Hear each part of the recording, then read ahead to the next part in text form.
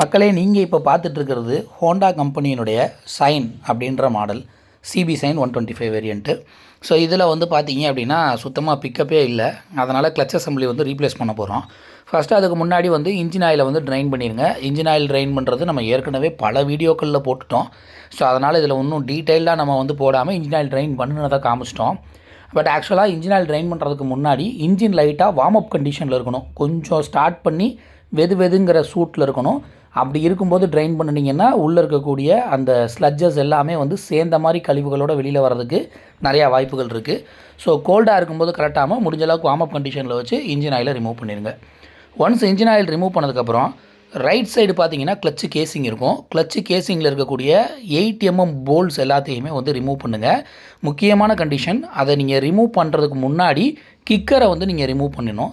ஏன்னா கிக்கரை நீங்கள் ரிமூவ் பண்ணலை அப்படின்னா இந்த கேசிங்கை உங்களால் வந்து வெளியில் வந்து எடுக்க முடியாது. ஸோ கிக்கர் ரிமூவ் பண்ணுறதுக்கு ஒரு 12 mm போல்ட் வந்து கொடுத்துருப்பாங்க. அந்த போல்ட்டை வந்து என்ன பண்ணுங்கள் அப்படின்னா கரெக்டாக வந்து ரிமூவ் பண்ணி எடுத்துட்டிங்கன்னா கிக்கரை வந்து அழகாக வெளியில் எடுத்துடலாம்.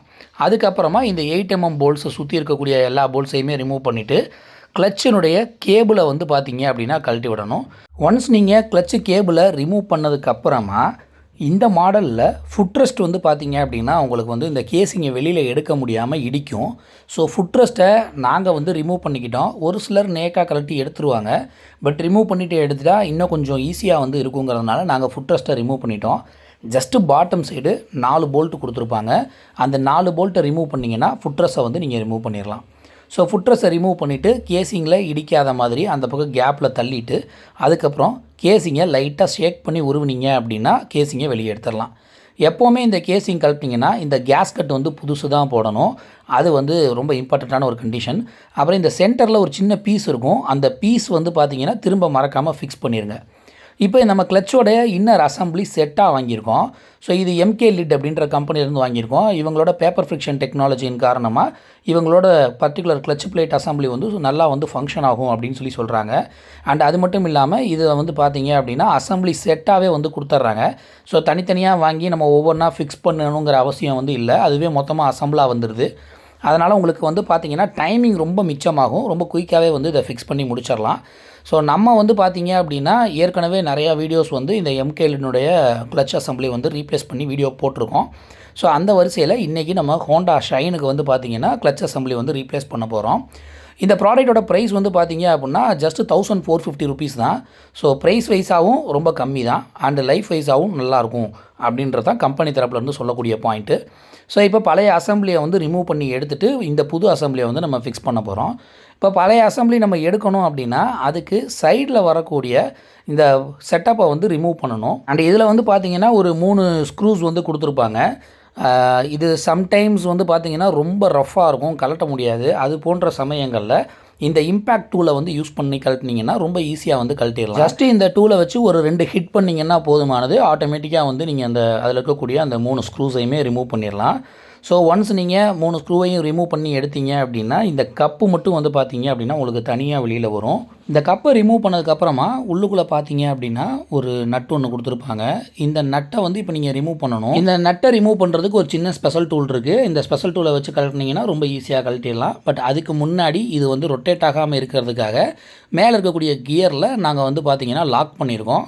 ஸோ அந்த மாதிரி லாக் பண்ணிவிட்டு இந்த ஸ்பெஷல் டூலை போட்டு இதை ரிமூவ் பண்ணிங்க அப்படின்னா கொஞ்சம் ஈஸியாகவே வந்து நீங்கள் இதை ரிமூவ் பண்ணி எடுத்துட முடியும்.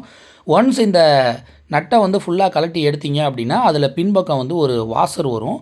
அந்த வாசரையும் வந்து பத்திரமா எடுத்து வச்சுக்கோங்க. ஸோ இதுக்கப்புறம் வந்து பார்த்தீங்க அப்படின்னா இந்த பீஸை அப்படியே செட்டாக வெளியில் உருவினீங்க அப்படின்னா போதும். அடுத்ததாக நம்ம வந்து கிளச் அசம்பிளி பக்கம் தான் போக போகிறோம். ஸோ கிளச் அசம்பிளியில் வந்து பார்த்தீங்க அப்படின்னா நம்மக்கிட்ட இன்னர் செட்டு அப்படியே அசம்பிளியாகவே இருக்குது எம்கே லிட் கம்பெனியோடது. அதனால் நம்ம இந்த இன்னர் செட் அசம்பிளியை மட்டும் ரிமூவ் பண்ணால் போதும்.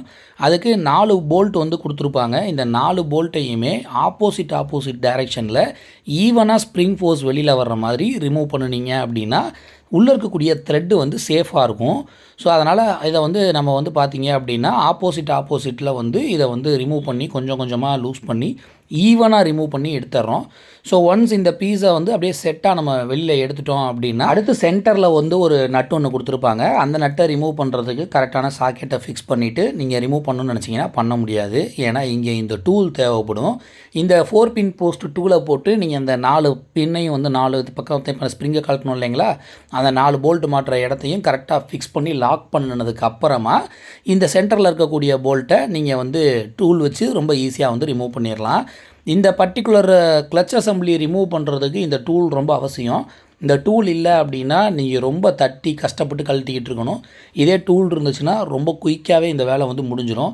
ஒன்ஸ் லூஸ் பண்ணிட்டோம் அப்படின்னா ரொம்ப ஈஸியாகவே உள்ளுக்குள்ளே இருக்கக்கூடிய அந்த நட்டை வந்து நம்ம வெளியில் எடுத்து ஒன்ஸ் இந்த நட்டை ரிமூவ் பண்ணியாச்சு அப்படின்னா இந்த அசம்பிளியை வெளியில் எடுக்கிறது ரொம்ப ஈஸி. இந்த 4 பின் போஸ்ட்டில் ஏதாவது 2 போஸ்ட்டை பிடிச்சி வெளியில் அப்படியே செட்டாக எடுத்தோம் அப்படின்னாலே இது வந்துடும். இதில் வந்து பார்த்தீங்கன்னா பின்பக்கம் வந்து ஒரு வாசர் ஒட்டியிருக்கும். அந்த வாசரையும் வந்து பத்திரமா எடுத்து வச்சுக்கோங்க.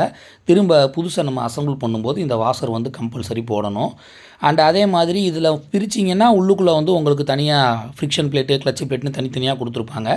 அதுவும் எம்கே லிட்டில் அவைலபிள் இருக்குது. நீங்கள் வேணும்னா பர்ச்சேஸ் பண்ணிக்கலாம். ஸோ இப்போ செட்டாக வாங்கின அசம்பிளியை அப்படியே உள்ளே வச்சு ப்ரெஸ் பண்ணிட்டீங்கன்னாலே போதும். அவ்வளோதான், நீங்கள் வந்து கிளச் அசம்பிளி செட்டாக வந்து மாற்றியாச்சு.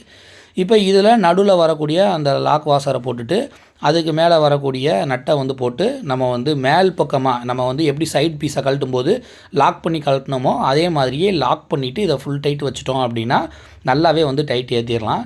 ஸோ இப்போ இந்த லாக் பண்ணாமல் நம்ம வந்து டைட் வைக்கக்கூடாது, லாக் பண்ணிவிட்டு தான் வந்து டைட் வைக்கணும். ஒன்ஸ் டைட் வச்சதுக்கப்புறம் அதில் வரக்கூடிய பியரிங்கை எடுத்து ஃபிக்ஸ் பண்ணிடலாம். ஆக்சுவலாக புது பியரிங் போடுறது ரொம்ப நல்லது.